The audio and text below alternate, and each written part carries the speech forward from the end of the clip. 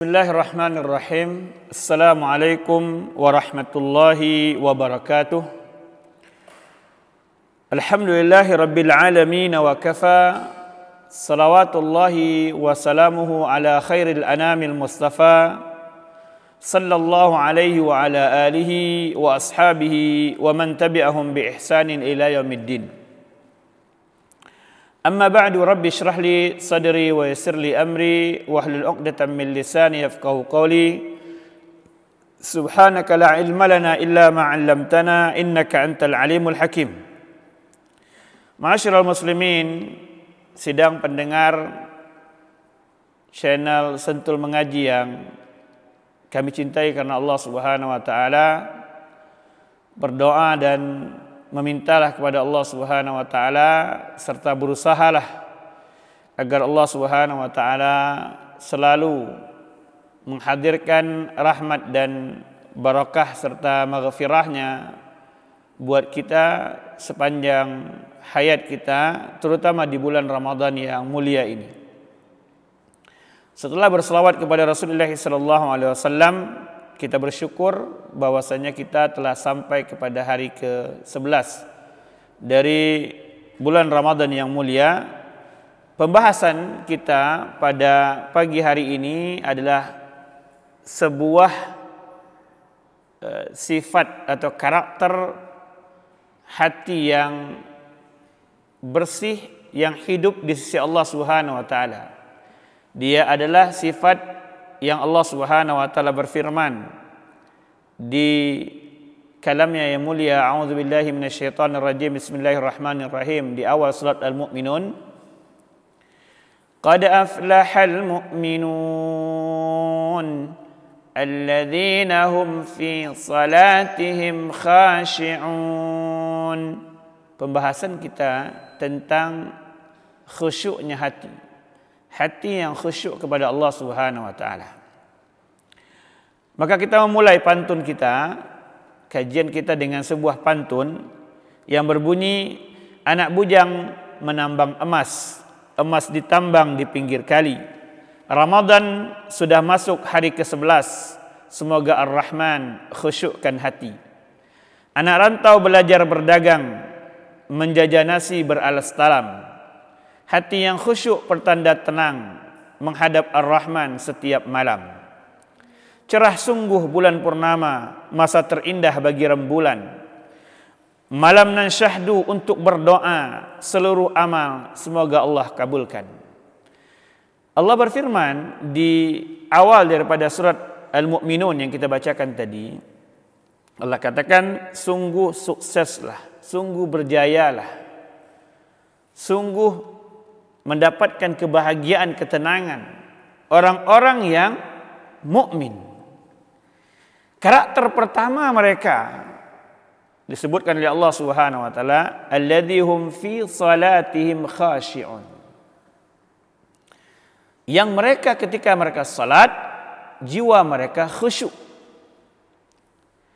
Maka kita pelajari apa yang dikatakan oleh para ulama maksud daripada hati yang khusyuk.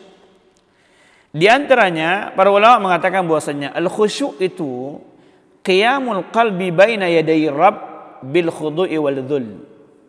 Khusyuk itu adalah hadirnya hati, berdirinya hati di bawah ketentuan, di bawah qadar Allah Subhanahu wa taala, di bawah irada Allah Subhanahu wa taala, dengan penuh ketenangan dan penghinaan diri.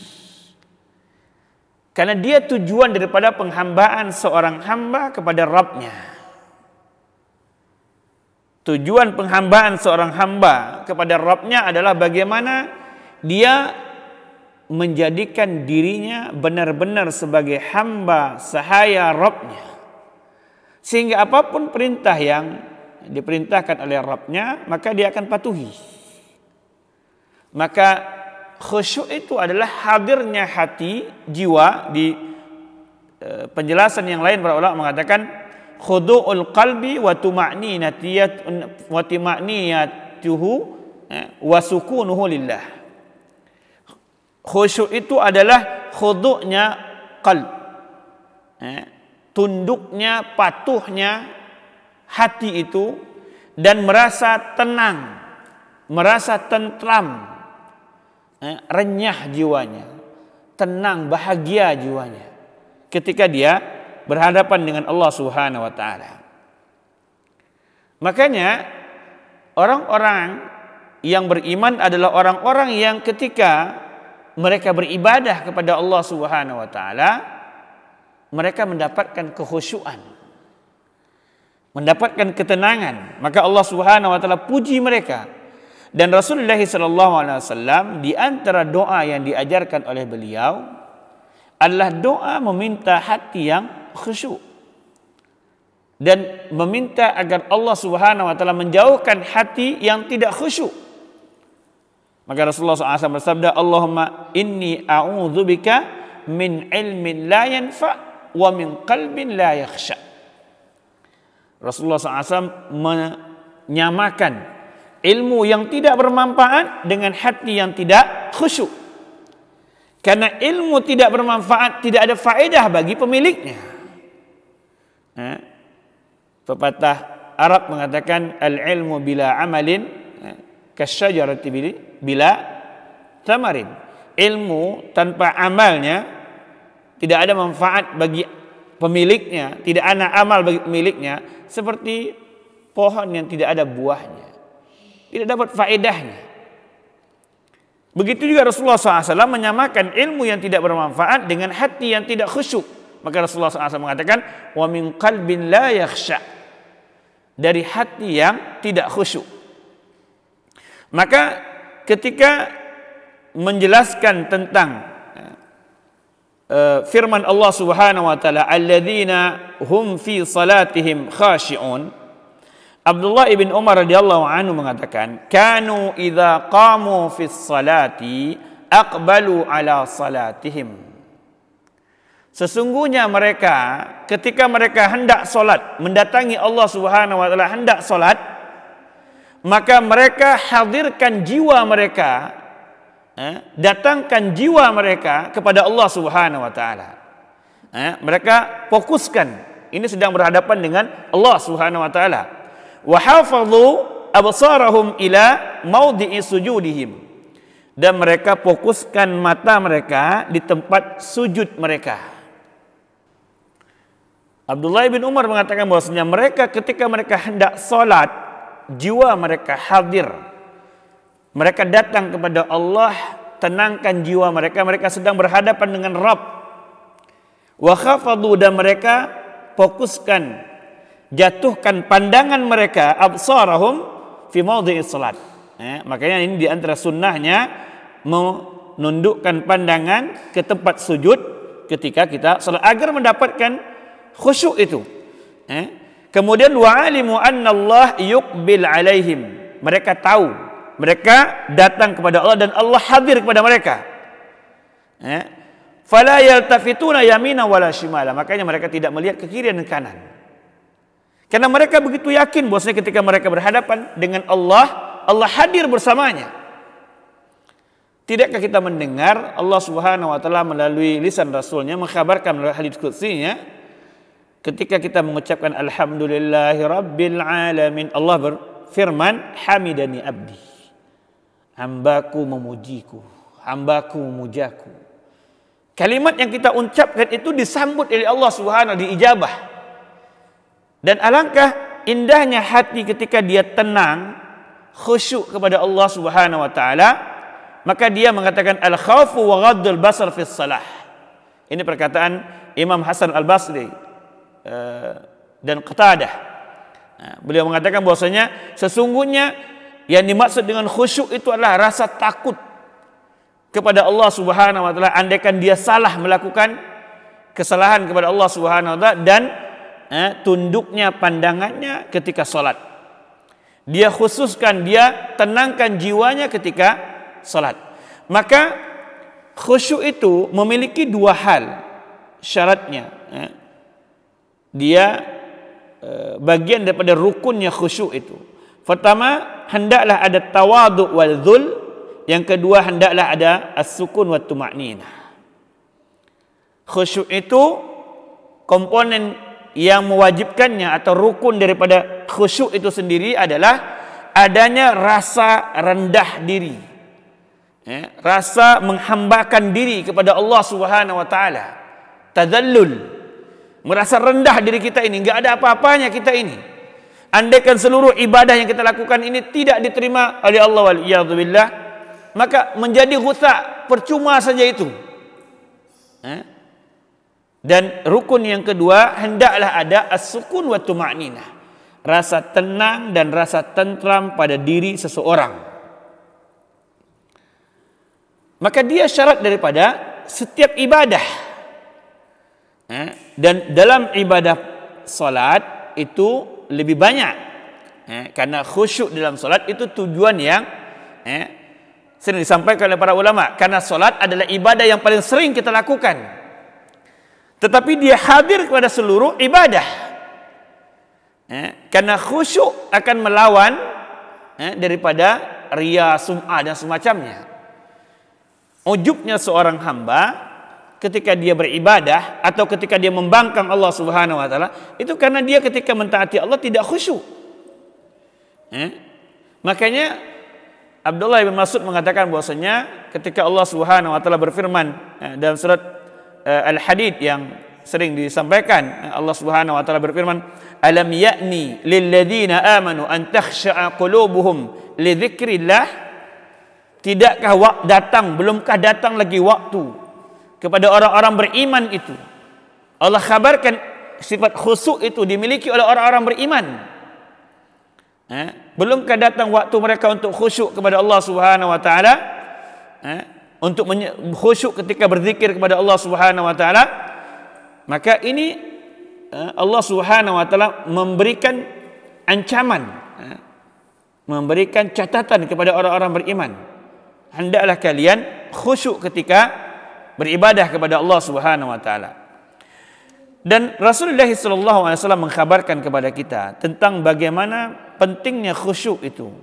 Beliau mengatakan, "Ma min ri'im muslim tahduruhu salatan maktubah fayuhsin wudu'aha wa khusyu'aha wa ruku'aha illa kanat kafaratun lima qablaha minadh dhunub ma lam ya'ti kabirah."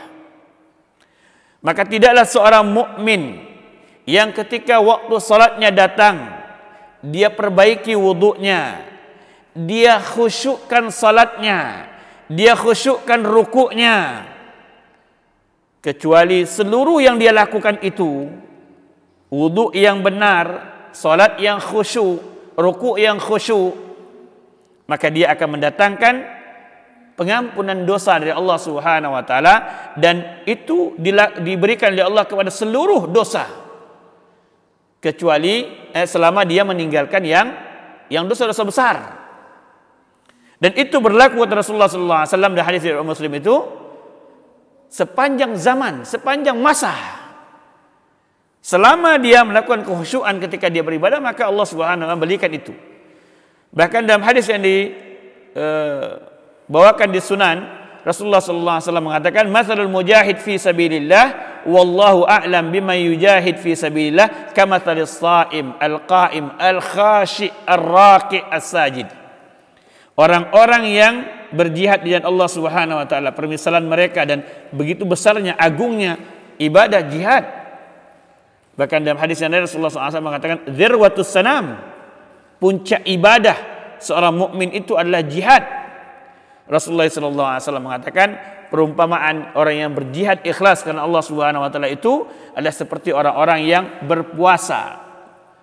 Orang-orang yang berpuasa dan orang yang menegakkan salat. Dia berpuasa, dia menegakkan salat. Dan ketika dia menegakkan salat itu, dia khusyuk, dia tadallul, dia takhadu, dia istiqamah, dia sakinah. Dia tenang, menghambakan diri, puas. Menjadi hamba itu puas dia, bahagia dia. Dan baik ketika ruku maupun ketika sujudnya. Mereka adalah orang-orang yang Allah Subhanahu wa taala berikan nilai yang besar, sehingga disamakan dengan orang-orang yang berjihad di jalan Allah Subhanahu wa taala. Kemudian puasa yang kita lakukan ini adalah di antara cara untuk mendapatkan khusyuan. Kenapa? Karena dia mengekang syahwat. Nah, ini di antara nikmatnya puasa dalam mendapatkan hati yang khusyuk bagi seorang mukmin. Puasa begitu membantu dirinya untuk mendapatkan kekhusyuan. Bagaimana tidak? Sesuatu yang selama ini dia lakukan, yang halal dia lakukan di siang hari, dia tahan.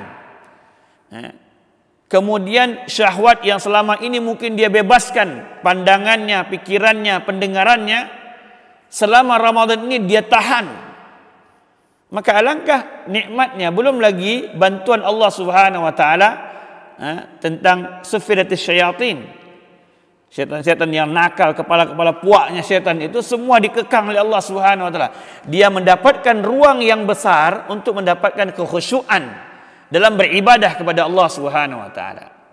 Maka dia adalah waktu di mana seorang mukmin dimudahkan oleh Allah Subhanahu wa taala mendapatkan kekhusyuan selama dia berpuasa dan selama bulan Ramadan, ditambah lagi dengan qiyamnya, kan indah.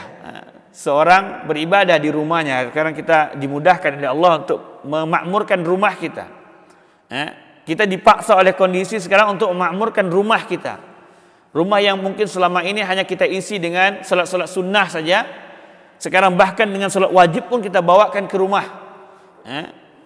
Yang selama ini mungkin kita hanya sekali-sekali menjadi imam, sekarang hampir setiap waktu kita menuntun keluarga kita, mengajarkan mereka. Dan inilah waktu, masa untuk kita mengajarkan kepada anak-anak kita, keluarga kita, keturunan kita, agar khusyuk beribadah kepada Allah Subhanahu wa taala. Karena nilai seseorang bergantung kepada kekhusyuannya. Semakin khusyuk dia beribadah kepada Allah Subhanahu wa taala, semakin dekat penerimaan dari Allah Subhanahu wa taala kepada ibadahnya. Semakin dia tidak khusyuk, semakin jauh penerimaan, karena hati yang lalai tidak akan mendapatkan tempat di sisi Allah Subhanahu wa taala. Di ujung nasihat kita pada pagi hari ini, kita bermohon kepada Allah Subhanahu wa taala di waktu yang di mana ganjaran kewajiban berlipat ganda ganjarannya si Allah Subhanahu wa taala, puasa bahkan tidak terhitung jumlah ganjarannya, masa di mana amalan-amalan wajib diganjar melebihi dibanding di luar bulan Ramadan, masa di mana amalan-amalan sunnah berganjar besar bahkan mendekati ganjaran kewajiban di luar bulan Ramadan, masa di mana peluang kita untuk mentaati Allah Subhanahu wa taala terbuka lebar, masa di mana Allah Subhanahu wa taala membukakan pintu-pintu surganya, masa di mana Allah Subhanahu wa taala menutupkan pintu-pintu nerakanya. Di ujung kajian kita ini, kita mohon kepada Allah Subhanahu wa taala, mudah-mudahan Ramadan yang Allah hadirkan kepada kita ini sudah kita lewati 10 hari pertama daripada perjalanan bulan Ramadan ini, tersisa 3 minggu atau 20 hari lagi kita bersama Ramadan ini. Maka mudah-mudahan hari demi hari, waktu demi waktu yang Allah Subhanahu wa taala berikan di bulan Ramadan ini, kita bisa melatih diri kita untuk lebih khusyuk beribadah kepada Allah Subhanahu wa taala, agar punca daripada setiap kenikmatan yang dijanjikan oleh Allah Subhanahu wa taala itu kita bisa dapatkan.